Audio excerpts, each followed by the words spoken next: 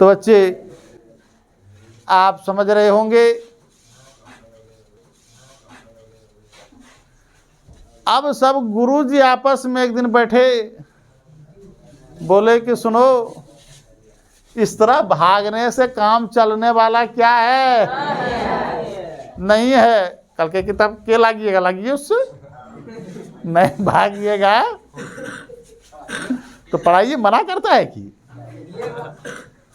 एक उसमें समझदार गुरुजी थे, पढ़े लिखे थे, वो बैठ करके मनन किए, बोले अरे आप लोग नहीं समझ रहे हैं, ऐसा यदि बात हो रहा है, इसका मतलब है कि वो बच्चा जो है कहीं ना कहीं देवंशी है। अब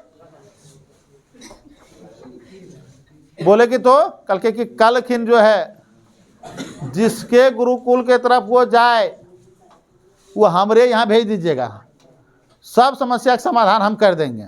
उसके दूसरे दिन एक गुरुकुल के तरफ जा रही थी, उसकी माँ गई वहाँ पे, गुरुजी बैठाए, और देखिए आप हमेशा इस बात को याद रखें कि यदि किसी भी प्रकार की समस्या होता है तो पहले आप उसकी जड़ को खोजिए कि बात क्या है। देखिए गुरुजी क्या पूछ रहे हैं, गुरुजी बोल रहे हैं उसकी मां से, राधा से, कि पहले आप ये बताइए, पहले आप ये बताइए कि ये बच्चा आपका है, ये बच्चा आपका है। वो बोली कि हाँ गुरुजी मेरे बेटा है। कर्ण काना लगा करके सुन रहा है कि गुरुजी उसको पूछ रहे मेरी माँ को कि ये बच्चा आपका है, यहाँ पढ़ाने वाला बात नहीं बोल करके तो पूछ रहे हैं कि बच्चा आपका है। फिर गुरुजी पूछे कि ठीक है, इस बात को हम मानते हैं कि ये आपका बेटा है, क्या आप इसको जन्म दिए? अब वो जो राधा थी वो समझ गई कि आज तक ले बता, कोई ने पूछा था कि जन्म दिए? बिना जन्म दिले बेटा हो जाता है? लेकिन लगता है कि गुरुओं जी कुछ बता जान गए कि तभी ऐसा क्या कर रहे हैं, पूछ रहे। वो कर जोर ली, बोले गुरुजी जन्म तो नहीं दिए। बोले ओ जन्म नहीं दिए? बोले नहीं, नहीं गुरुजी आपसे हम झूठ नहीं बोलेंगे कि जन्म नहीं दिए, लेकिन सारा कर्म किए।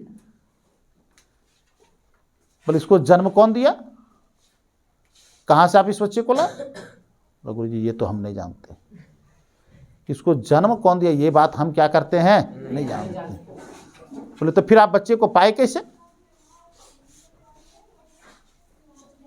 बोले गुरुदेव सारी कहानी को वो सुना रही है कि एक नदी में संदूक प्रवाहित हो रहा था और हमको कोई बाल बच्चा नहीं था। उसी संदूक से इस बच्चे को लाए, इसलिए हे गुरुदेव सत्य यही है। बोले हाँ सत्य यही है। गुरुजी समझ गए, उस बच्चे को देखे, गुरुजी समझ गए कि ये देवंशी बच्चा है। कैसा बच्चा है? अब आप लोग को कहानी दूसरा मोड़ लेता है कि यहाँ तक आप लोग को समझा चुके हैं हम कि गुरुजी ये समझ चुके वो बच्चा के विषय में कि ये देवंशी बच्चा है। गुरुजी उसको बोले कि सुनिए, इस संसार में एक ही व्यक्ति हैं जो इस बच्चे को पढ़ाते हैं, देवंशी बच्चे को वही पढ़ाते हैं, देवताओं को वही पढ़ाते हैं। बोल कौन है गुरुजी, यही कृपा करके तन बता दीजिए। वो बता रही है, गुरुजी बता रहे हैं कि गुरु द्रोणाचार्य हैं,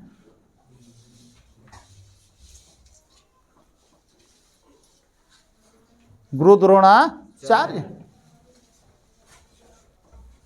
जो भारद्वाज पुत्र हैं। याद रखिएगा, भारद्वाज एक बहुत बड़े ब्राह्मण थे। भारद्वाज के पुत्र गुरु द्रोण हैं, जो इस संसार के सर्वश्रेष्ठ गुरु हैं। यहां से बात एकदम याद रखिएगा, भारद्वाज पुत्र, भारद्वाज ब्राह्मण थे और वही ब्राह्मण के पुत्र भारद्वाज पुत्र कौन हैं? गुरु द्रोणाचार्य हैं, जो इस संसार के सर्वश्रेष्ठ गुरु हैं। वही इस बच्चे को क्या करेंगे? पढ़ाएंगे। आपको उन्हीं के पास जाना पड़ेगा। अब इधर कहानी जो है मोड़ लेता है। फिर आपको इस कहानी को यहाँ पर स्टॉप करेंगे हम, फिर दूसरे थोड़ा सा आगे बढ़ाएंगे हम। इधर कुंती ये कर्ण की कथा सुना रहे थे कि कर्ण बड़ा होकर के यहाँ तक पहुँच गया, और कुंती उस बच्चे को प्रवाहित करने के बाद अपने पिता कुंती भोज के घर में क्या की? चली आई। कुंती धीरे धीरे सयानी हो गई। कुंती भोज ये सोचने लगे कि अपनी बेटी का विवाह किससे करें। आप लोग को अभी तुरंत बताए, भारद्वाज पुत्र गुरु द्रोणाचार्य। याद रखिएगा, किसके पुत्र थे? भारद्वाज पुत्र। कौन? गुरु द्रोणाचार्य। हम यहां से लिख देते हैं नाम ऐसे। भारद्वाज पुत्र गुरु द्रोणाचार्य सर्वश्रेष्ठ गुरु हैं। भारद्वाज पुत्र गुरु द्रोणाचार्य सर्वश्रेष्ठ गुरु हैं। आया समझ में? फिर आप समझिए कि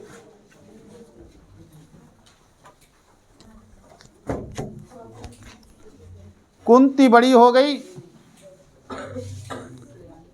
सयानी हो गई, जिसको कि बड़ा होना कहते हैं। उसके पिताजी जो हैं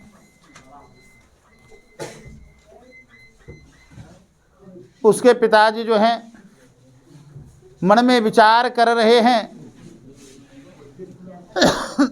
अब हरेक पिता के दिमाग में एक बात चलता है।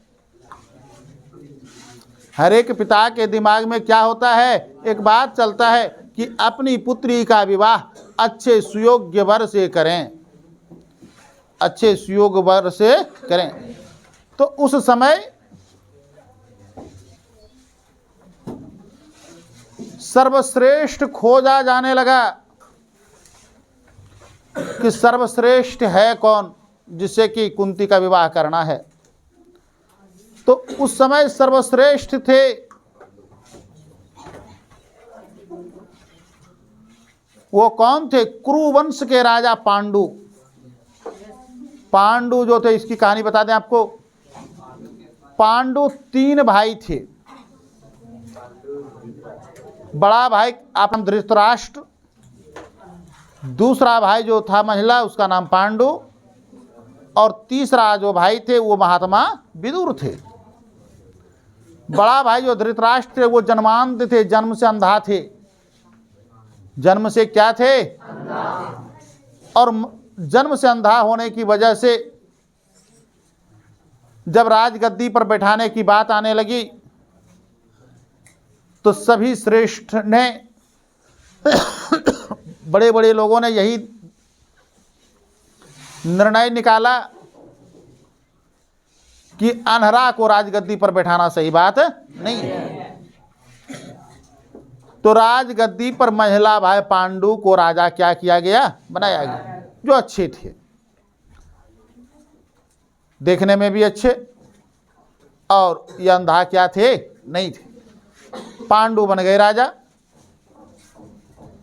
अब सुयोग्य वर खोजने की बात आई तो धृतराष्ट्र का विवाह हो चुका था। बड़ा भाई जो थे धृतराष्ट्र, उनका विवाह जो है सो हो चुका था। गंधार नरेश की पुत्री थी गांधारी। गंधार नरेश की पुत्री कौन थी? गांधारी से विवाह हो चुका था। किसका हो चुका था? धृतराष्ट्र का, जो क्या थे? जन्मांध थे, अनराऊ। अनरा का विवाह किससे हो गया था? गांधारी से। अब महिला भाई जो पांडु थे, पांडु का विवाह किससे करा दिया गया? कुंती से। पांडु का विवाह किससे हो गया? तो बच्चे आप समझ चुके होंगे कि पांडु का विवाह कुंती से हो गया। कल संडे है, कल का क्लास बंद रहेगा और फिर सोमवार